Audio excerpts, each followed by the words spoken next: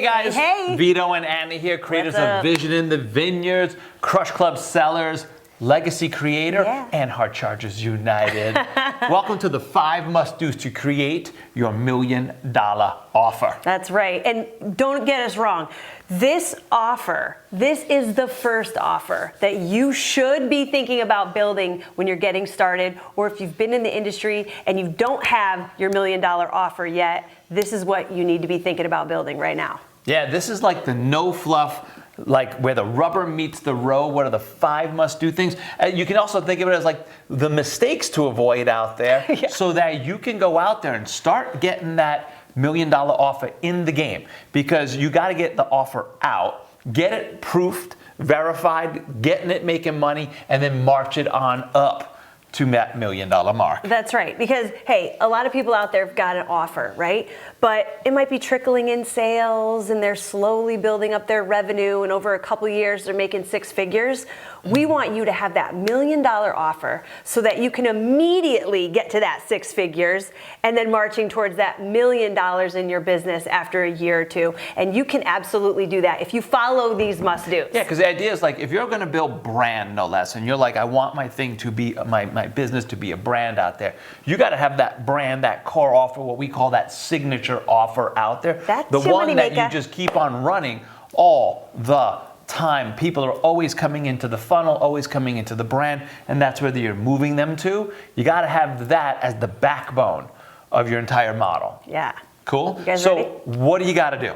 Let's talk about must-do number 1. I think she was about to just do some sort of shimmy shim to rock and roll I get this. excited about this. This could be the rated R version of this. This is mind-blowing if you've never heard this stuff Well, it's before. just we messed this all up in the beginning. So like we could be like, hey, the mistake that we made was not target the right niche. The must-do is to target the right niche. Now, what do we mean by that? Let's talk first about like, who is the right avatar? If you're going to go out there and be like, I'm going to go out and build $1 million offer and I want to get my business going quickly, you got to really be thinking about who do I want to go target out there? And we call them the 4% and the 20%.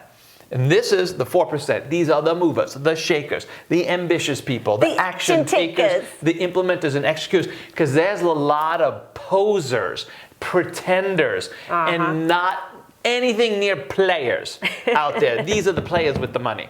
Out there, you got a lot of people that pretend I want something, but then I don't really ever want to hit buy or do anything or take the action, or I bought it, but I never do nothing.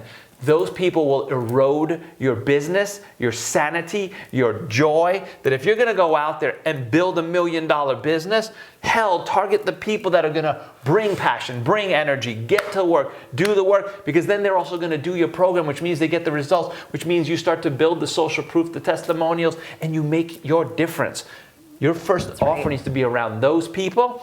You'll naturally pick up the other 20% that are like, I got ambition, I've got drive, I sometimes need a little bit more cajoling and going for it, but not the 80%, not the, well, I would say 76% out there that are just going to suck the life out of you. They'll nickel and dime you. They'll penny pinch you. They're the refunders. They're those kind of people. Do everything you can to build an offer that's not geared towards them. Amen, brother. I mean, I worked in the fitness industry for the very beginning of my whole career, and I remember just building a YouTube channel full of free content that everybody had access to. The minute I went into building a brand that had offers that were low ticket, membership, very trickling in those sales, people didn't even want to buy, because they were trained to get everything for free. So my whole audience of 4 million subscribers at the time literally wouldn't pay $8.99 for a membership for paid content. So remember, like, you know, if you're building a platform right now and you're so excited about the growing numbers and all of that, that's cool. But what's even cooler is building an audience of people that want to take action. They want the result, and they want it so bad they can taste it, and they're willing to invest in themselves to get it. They're not just freeloaders out there. They're just like waiting for the free thing to come out, and they're not going to ever spend $1 to get the results they really want. That's what we're talking about here, is not building the audience for numbers, for quantity. We're saying build an audience for quality, people that really, truly want change, and you know you can make that difference for them. That's right. Other thing to just consider, and this is a large topic, so I'm going to keep it super simple, is are you getting into a growing market? Yeah. So here's the example. If you were like, I'm going to go launch an offer around how to create newspapers, I'd be like, that's a shit-ass market because newspapers are dying and gone. You got to just be like, am I getting into a market where there is upswing, there is growth in it? Otherwise, you're just going to be like, it's going to be tough for me to command what I want in the market with my offer, or to get the numbers that I need in my offer to make it a viable business. So make sure that when you're out there targeting the niche that you're getting into, that you're like, there is a market for it, which means just doing a little bit of R&D, going online, seeing what's out, getting your ears and eyes on the ground, well, your ears on the ground, your eyes on the world type thing, and just seeing what's freaking happening out there. Obviously, like an example of a growing market right now is anything to do with the NFT market. You're like, that is a freaking market that is blowing up right now, and it's the future of where the world is going. So there's many people moving there to try to be advanced players in that so that they can capture the best part of that market as an early adopter. Where is that right for you? That's right. Think about your industry and where that industry is moving, right? Like where are the trends going and whatever it is that you're an expert in. That's what you want to start thinking about. That's it. Once you got the avatar clear and the market clear, you have to create your what we call the MVP3 offer. Woo! Vito came up with this bad boy. That's right. I'm good with acronyms on and a couple things like glasses of wine, let me tell you. All my best ideas come on glasses of wine. But the MVP3 offer, this is the first most critical offer that you make in any new market. So let's just say you already got $1 million business and you're going to go into another business. You start with this offer because what you're trying to do and what the MVP3 stands for, it's your most valuable player offer, but it's minimal viable product. Forget and ditch the idea of creating the perfect course, building it all online, and then doing all that. And I made every handout and every little thing out there, and I tried to have everything figured out. That is the worst way to go. If you've ever studied Michael Masterson's Ready, Fire, Aim, this was the concept I learned from him there, where he's just like, no, as fast to market as you can, as minimal features as you can, just make sure it does two other things that we'll talk about in a second, because you want to get speed into the market and discover, will people pay for it? Before you go and build a ton of things and go out and spend a bunch of time, you want to verify that the way you're positioning the offer, people are going to pay for it. If you've got that, then you start working on tweaking it and making it better and optimizing it. But you're right now, your main goal, to start launching quickly to $1 million offer. How fast can you get that first minimal viable product out into the market and get proof that people want to pay for it? That's right. And some people fear this because they're like, if it's not in a course or in a beautiful site that people can consume, then I'm fearful of putting the offer out there to tell people I can get them this transformation. But just remember, you're the expert. You have a process. You should have a process of transformation, right? And if you not, do, that should be and if you not, must-do. that's another must-do. But most often you do. You're an expert. You know how to get somebody from where they are to where they want to go, create that transformation. And when you do, you should have the confidence in yourself to be able to coach someone through that process. Because in the beginning, that's what you're doing. You're testing your process out and you're getting paid for it. Right? And if you can do that and verify that that process worked, woo, baby, then you've got something special. You've proven it sells. You've proven it works. Well, that's what leads you right up into the second part of the MVP. Right. So minimal viable product, as fast as you can. Get it out, get proof on it. Boom. But speed doesn't mean that it's not maximum value proposition. It's your best. People do not care about course modules, this, that. They don't care about any of that. They're actually, in a world where there's so much overwhelming information overload, you want to actually do more with less. You want to simplify, which is why you like minimal viable product, but you still want to make sure maximum value proposition. So you're like, I'm clear on the dire problem that you have, and I'm clear on the big result or outcome that you want. Those are the two like end caps, if you will. And then you're like, great. If I could take you from living in back pain for 10 years and your marriage is on the effing rocks and you can't play with your kids because you can't have sex and you can't run around with the kids and you can't do this and that and your life is sucking balls and you're like, correct, you're not working and you're sliding back there and you're able to be like, hey, in 6 months, I can get you freaking living pain free. That's all they care about. They don't care, does it delivered on Kajabi? And does it have like beautiful handouts and low? They don't give a shit. They're just like, I want to know, what's the dream outcome? How fast can you get me there? What's the likelihood of my achieving it? And what's my effort and sacrifice that I got to make? If you can articulate that, you have maximum value proposition. Yeah, and another way to think about that too is that think about in your industry, what is the biggest problem you can solve for people, right? And in fitness, I used to go after all the little things at first when I started my business. I was like, oh, I'll give them a meal plan or I'll give them this and that. I'm like, that's not the biggest problem they've got. It's not the meal plan. It's not the meal planning either.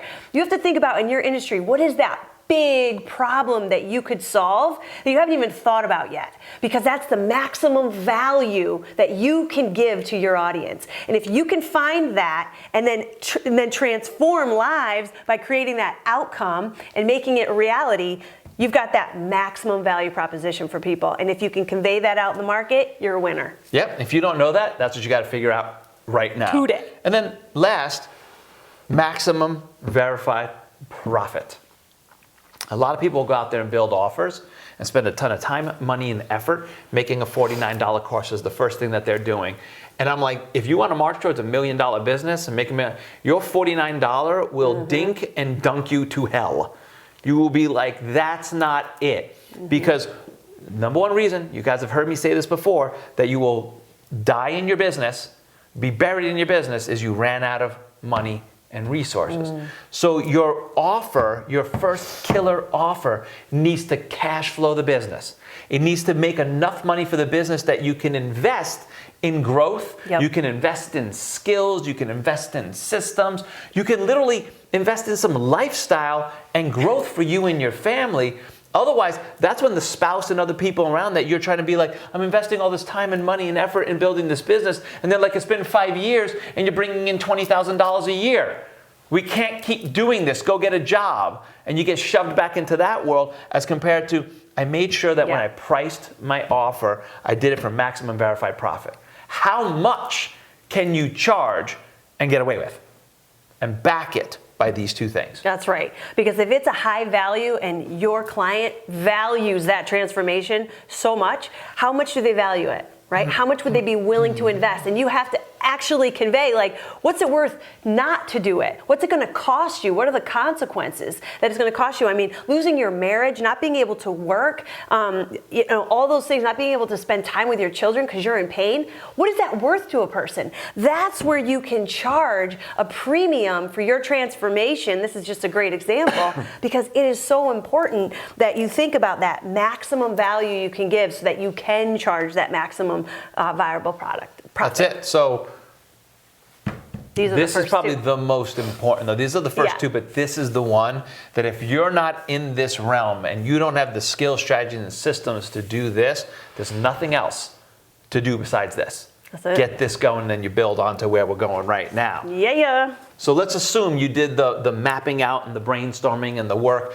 to figure out what's my MVP3 offer. Well, now you actually need to structure the offer. And this is funny because I literally, when I got into business, I had absolutely zero idea of like what structure of an offer was. I'm like, what do you mean? I got a 3-month like fitness and high performance coaching program. Isn't that my offer? He's like, no. So this is really important because we talk to a lot of people who have an expertise and they have something they want to offer, but they don't truly have a structure. What they'll structure the offer is like, I do 12 weeks of one-on-one coaching. I'm like, That's I don't know what the hell that does. Right. Number one, that's no MVP3 offer. Number two, I have no idea what niche or thing you're in there. Let alone, I'm like, I don't know anything truly about your offer, and nor do you when you're telling me that that's your offer. Instead, you got to be like, I start to understand the problem-solution framework of what I do. I solve this problem, I deliver this solution. I solve this problem, I do. And that is actually how you articulate the offer.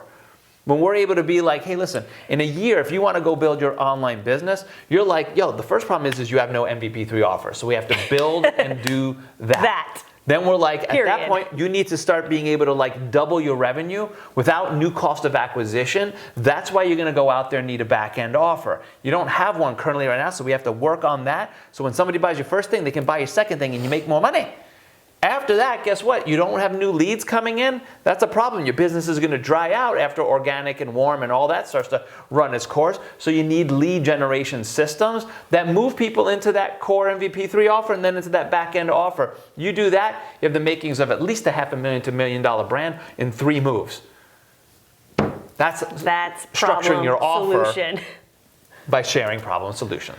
That's right. And I think that also when you think about like your process of transformation, what it is that you do and what you deliver to your audience or to your client, it's important to really think that through when you're selling them your course, because they don't care about all the knickknacks and all the little things. They're not you. They don't know the ins and outs of why everything in the course is important or in the coaching program is important. They care about what matters to them. What are the outcomes they care about? That's really what you want to highlight in that framework, is to say like, what are the big hurdles they've got to overcome? What are those big struggles that they're facing? Because if you can talk about that as you're talking them through your process, then you're just telling them all the things they want to hear, and that's what you want, not all the things they don't know about or care about. And you're doing what's called education-based marketing. Yeah. So the whole time, even while you're selling, for those people that are worried about selling out there, you're educating and delivering value the whole way. We give our students literally like a deck of how to do this, so that they're like, oh, it's like training wheels for learning how to make offers based on helping your audience understand the problem, tell them why and what that is and why it exists, and then show them what they should be doing, and then move them into the offer stack. The offer stack, this is the deliverable stuff. Yeah. This is all the stuff that comes in it. But what a lot of people do with the offer stack is just throw shit in it to throw shit in it. I know. It's not about throw shit in it to throw stuff in it. It's about what am I putting in it? Helping them overcome. Is it a tool? Is it a resource? Is it a training that helps solve this or accelerates it? Whatever the case might be, there's a lot of different ways to discuss that, but it's being able to like, now, how do I build the offer stack to show that, hey, what I'm going to coach you in the next 3 months is worth $50,000 worth of your time, money, effort, struggle, frustration, overwhelm, etc. I'm going to cut that all down. And that's $50K of value, I'm going to give it to you for $5K. That's being able to make sure that your offer stack is matched to that maximum value proposition, that maximum verified profit that we talked about, and being able to articulate it succinctly. That's right. And it's not a bunch of fluff either. You're not like blowing up numbers just to blow up numbers. Because if you think about how long it took you to know this stuff, how long it took you to develop these systems or to develop these strategies and the things and skills that you do have today, I think about all the money I invest, hundreds, thousands of dollars. We've invested millions in our business development. And so when we're saying we're going to give you a system that's worth $25K, that's because that's probably not even what it was worth. It was probably $50K. Yeah. And all of those things really need to add up in the face of your audience, because they need to understand if they do this on their own, it's going to cost them a whole lot more, and you're going to condense down that time and make it a little bit more succinct for them to get it right here. That's it. I mean, like, this should not be price driven. It should be value driven. Value. And it's a skill to learn how to price your programs and to put the things in it that demonstrate that to your market. So if you don't have that, you got to get that. That's a must do out there. It's huge. Now, of course, within your offer, you got to decide on delivery, fulfillment. What am I doing? Is it one-on-one? Is it group? Is it a course? Is it a retreat? Is it an event? Is it a combination of all those things? A lot of deliverables what that kind you're going to be giving support, them. all that stuff. You want to start getting that down, because that is part of what makes up an offer and helps make the buying decision for your customer. And so many people just think that's the offer, right? Like it's 12 one-on-one coaching calls and 3 group calls, and it's the Facebook group access and all that. Yes, but that's just a piece of how you're delivering on the program. It's not the offer in total, right? So remember that these things are important. It's an element of the offer. It's not the offer. Just a deliverable. That's it. And then obviously you want to learn how to start naming. things, whether it's naming tools, naming trainings, creating bundles and things like that. Because in naming, you can create brand, you can create distinction. That's how you start to create IP, your intellectual property and things like that. Yeah. And just in naming, you can charge a premium. So just being able to be like, I learned how to call it, instead of coaching, I called it my like live pain free formula. People are like, versus the personal trainer, I'm gonna go work with the dude that created the live pain free formula. Yeah. That just sounds better. I don't even know what's in it yet, but I want the live pain free formula. Excellent.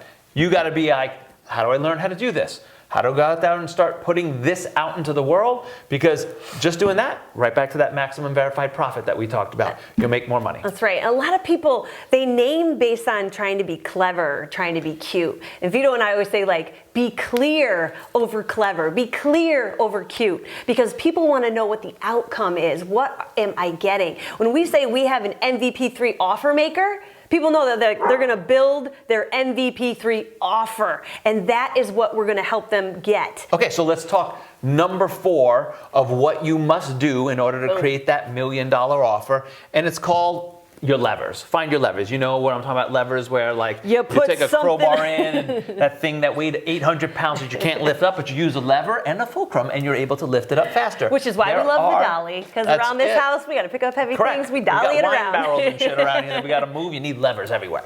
But the levers that work for your offer to help it sell faster, sell for more, etc., are things like scarcity. Do you know how to work the supply and demand curve of what's happening in your market? That makes a difference when you're able to be like, hey, in my market right now, if I say I got 5 spots versus 10, I can sell out those 5 spots. And then people are like, whoa, man, this person's sold out. And I'm on a wait list now. So when you start to make offers more consistently, they start to react sooner because they keep seeing sold out, sold out, sold out. That scarcity allows you to sell out your programs, and it also allows you to start testing your pricing to find the max threshold of how much you can charge at maximum verified profit for how many people to hit your revenue and your income goals. That's huge. I mean, alone, you gotta create scarcity in your offers. And you can do that in multiple ways, you know, like you can do it in the numbers game. There's other ways to do it too. You can be deadlines, right? Like you can, that's next. Urgency, sorry. Urgency. But go ahead, hit urgency. Urgency is important. Yes, creating urgency so that people don't just take forever to make a decision. You know that they will. Nobody makes decisions. You give people like time to make a decision and they will take that time. But if you create deadlines and you create that scarcity and you make it so that, you know, it is going to close, cart close, no more entries, that's when people are going to make a quick decision and get on board. Yeah, I mean, to be honest, nobody buys without deadlines anymore.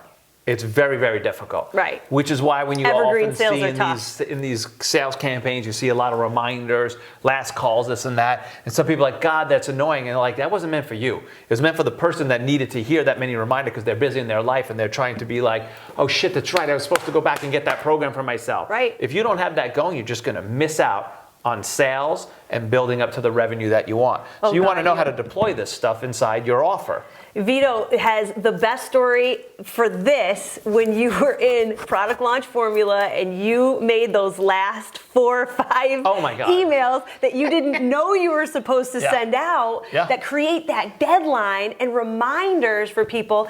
There's like 4 different emails that go out the last day. So when I was first learning product launch formula, I had invested, what was it, freaking $24K or something like that. $25,000 some odd dollars to be in this mastermind. We had just started dating, by the way. It was like 15. I don't remember what the number was, but I was remembering like I'm doing the launch, I'm following everything that the system says, and in the first day of sales, I sold like 1, second day like 1, and I had like $20,000 I got to go pay off on this freaking mastermind, and it was sitting on an Amex. So you're like, I only got the 45 days to get this thing going. But somebody was just like, when I was telling them, I'm like, you realize I'm only made about $2,000 on this launch, and I have about $20,000 in credit card I got to go back. I am about to start selling my body to the night.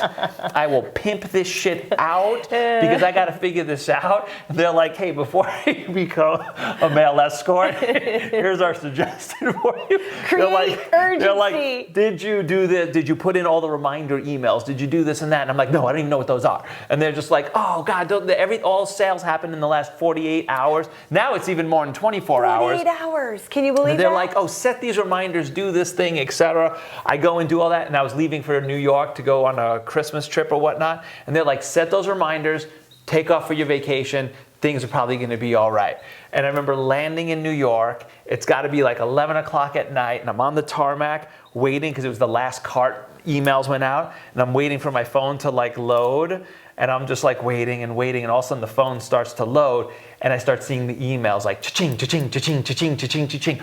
All these sales came in where I probably did about 25K in that last day. Yep. And I like jump up, and I'm in the last seat in the window, so I'm right underneath the freaking like where your luggage goes. I basically jam my whole neck down. The entire plane is laughing, and I'm just like, it's all right. I don't have to sell this body to the night anymore. But I was like, to the streets and to the parties. And I went out on New York and ripped it because I learned urgency is a lever. That's right. Urgency is a lever. It's a huge lever, and so many people fear these things because they think they're going to be annoying or that it's going to be, something that people dislike and they're going to unsubscribe. Let them.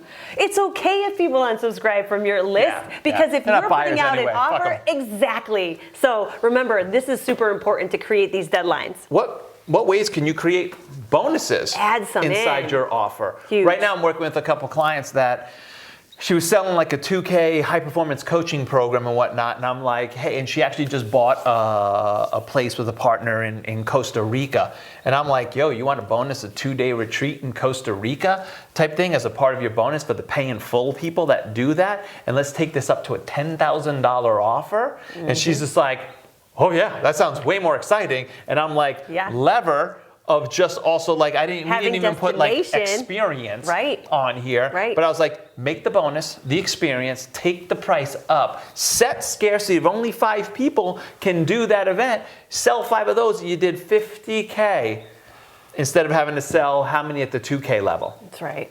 These are levers in your businesses, and then your confidence to put guarantees in your program and knowing what kind of guarantee should I put in, what ways can I kind of like skin the cat of a guarantee type thing, and the good old American tradition of cat skinning. You want to know how to go out and skin the cat of a guarantee. Is it like a money back? Is it totally? I once heard Eddie Vedder say that, and it stuck with me forever. Good old American tradition. Because it's such a fucked up thing. What do you mean? Skin the cat. However you want to skin the cat. But what guarantees are you going to put in? Oftentimes with our coaching clients, I'm like, yo, if you want to put some teeth in it, you'll put a guarantee that like, listen, you're going to get the result, or I'll keep working with you for free until you do, or I'll go give you enough money to go get another person's program and see if that can do better. Now you're putting teeth into a guarantee instead of just your 30-day money-back guarantee.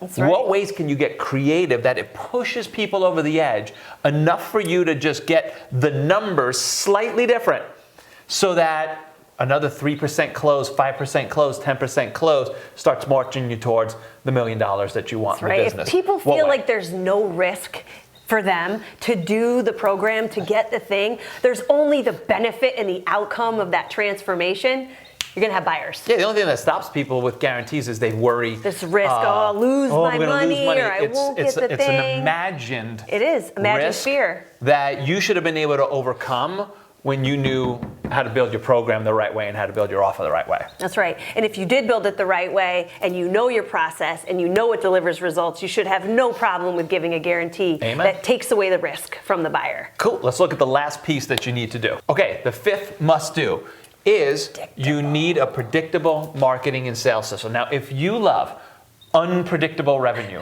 unpredictable income, I have no idea how I'm going to feed the family or how I'm going to afford the pool or build the vineyard and whatnot. I'm like, no. I love that. No. You want, and that's where unfortunately most business owners live. Especially when they get started. They have no predictable way. And that's being able to be like, I don't know how my messaging should be out there to attract that 4%, that 20%, so that I can get good, qualified, pre-framed people, the right people that have the money, et cetera. So if you're like, I don't know how to put my messaging out there, you're going to struggle to get any offer off the ground. If you don't know like what we call your pitch positions. Positioning is your ability to articulate to your market why you, why your thing, why your way over another person, another thing, in another way. If you're like, I don't know how to articulate, you shouldn't be going down this path because it's incomplete or it's slow or it's bullshit or it's a myth. It's what, because there's a lot of all the wrong reasons and all the wrong people have products and programs and things out there. Your ability to be like, no, we have to position like, listen, when you're going out to build an online business, you could follow the person that tells you to go out and launch with low ticket and get the safety little sales out there. And I'm like, awesome. As long as you're like, I only want to make $2,000, $3,000, $5,000 a month. But if you're like, I'm trying to build quick to $1 million business, that's the wrong way to go. You would do that later on in the business. Early on in the business, you're going to launch that MVP3 offer, cash flow the business, get investment money coming in. Then later on, create your leveraged offer suite, at which point you take and start making the littler products because you have a place to move those people to. That's a pitch position. Teaching you to understand that is my ability to position to you and pitch to you why our way versus another way. Does that make sense? You have to be able to do that with your product and your program, or your offer, I should say. This is huge. I mean, a lot of people are missing this in their everyday content, right? They're not talking about what makes them better than their competition, why going for that quick fix isn't the right idea, and why your system is better or your process is better. If you can do that in all your messaging and content creation in certain ways, then you can be poking fun at certain things and drawing a line in the sand that says, like, you're either over there or you're freaking getting results over here. That's when you know that you're going to have leverage in the market and that you're going to get the right audience into your programs. Yeah, because if you're naive enough to think that people aren't shopping other solutions, then you're not aware of what's happening in the market. You're delusional of what's happening for the solution. They're shopping because they have a problem, right? They got a big problem that they want solved. That's right. So they're out there shopping for a solution, and they need to understand why you. If you don't have that, you're going to always struggle to sell anything that you go out there. Then you won't hit your income goals and your revenue goals, and you don't live the life that you want. So you got to learn, how do I know how to start making my pitch positions for my offer consistently? Do you have things like, I have a sales call funnel? Yeah, these are examples. So from my messaging and my positioning and my content, et cetera, it goes into a lead generation system that then delivers some more value and gets them to show up on a call, and they've had an application, so I make sure I'm only talking to qualified people, et cetera. And the reason we say sales call funnel here, to put that in your ear, is because if you're creating $1 million offer and it's more of a high value, high profit for your business, you're going to have to probably talk to people, right? Because you want to walk them through that offer. You want to walk them through what they're going to be getting. You want to teach them, educate them, like Vito said, so that they truly know what they're getting, because that's how you're going to close more sales. Automation in sales isn't going to come quickly with $1 million offer like that. But also, if you're selling anything, typically at least 5,000 and up. But it's really kind of like now 2,000 and up. Barring you are a major guru, like you're Tony Robbins or something like that, you can put this out without that way. But even those guys, when they're selling their high ticket stuff, 5,000, 10,000, 20, 25, it drives to a sales call where a salesperson is closing the offer and making the deal. So if you're going to be in this game of I'm launching high ticket, high value offers like this, you're going to have a system and a model for getting people onto sales calls, whether it's you or whether it's with a salesperson, doesn't matter right now. We talked lead generation. You better have a system for getting you the right leads into and going there. And then how do you actually monetize those leads so that you're recouping your ad spend? If you don't have that, you bleed out in the lead generation game. And then do you have your media and your content out there so a person can see you're not living and dying on social media. Who you are. Yes, exactly. Yeah, but I mean, like, correct, you've got that, but I mean, like, they can see you are an expert in the space. You're putting your authority out there in the market. Authority, and you have your credibility out there.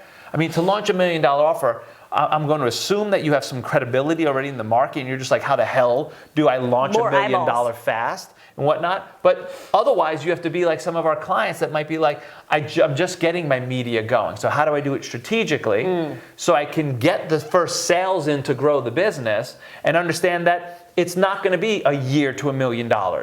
It might be 4 years. Because you're like, I launched the business in the first year and I made 70K, 90K, 100K. In the second business year, I did 250. The third year, I did 500. And you build up.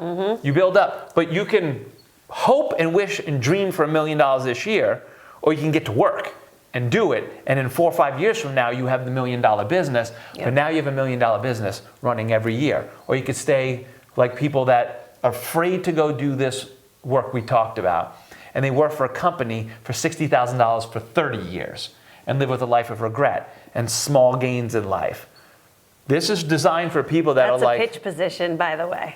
I mean, that's right. Right? That's like, right. Why do this over sticking with the JOB, where you know you're putting your heart and soul into that as well, and you're working for years and years doing that, then when you're done, you're done.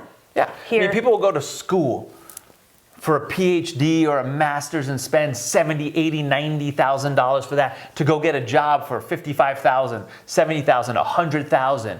And I'm like, it's going to take you a long-ass motherfucking time to get that money back, let alone that thing. But you thought that was the safe route? But what if you'd done 5 years to learn to build your own business, and now you can generate $1 million a year from your own home?